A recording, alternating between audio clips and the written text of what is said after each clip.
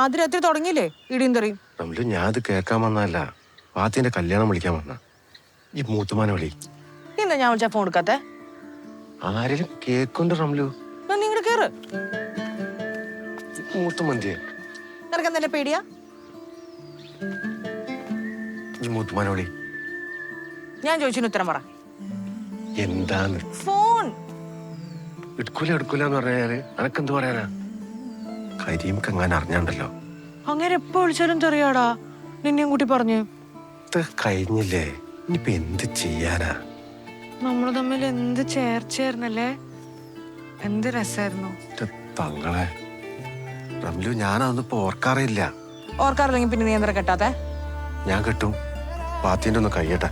നീ കെട്ടോ? ആ കെട്ടുവന്ന് മുണ്ടാണ്ടി മൂത്തുമ്മ കേട്ടാണ്ട്. അത് മുജിയാ. ആ മുജിയെ കല്യാണം വിളിക്കാൻ വന്നതായിരിക്കുമല്ലോ. ആ മൂത്തുമ്മ. ഓ അതെ മൂത്തുമ്മ. എന്നാലേ ഞാൻ അങ്ങോട്ട് എത്തിയേക്കാം. ഇവളെ കരീം വിടൂന്ന് എനിക്ക് തോന്നണില്ല. പിന്നെ നീ ഈ മുറ്റത്ത് കിടന്ന് ചുറ്റി കറങ്ങാണ്ട് വേഗം വിട്ടോ. ഇല്ലെങ്കിലേ കരീം വിമാനം പിടിച്ച് ഇപ്പൊ ഈ മുറ്റത്ത് പറന്നിറങ്ങും.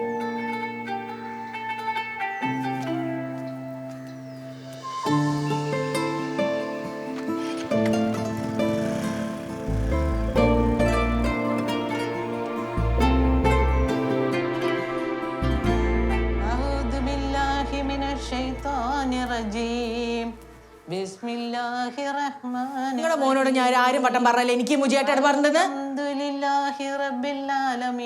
ഓത് ശരിക്കും ഓത്. ഫാത്തിയ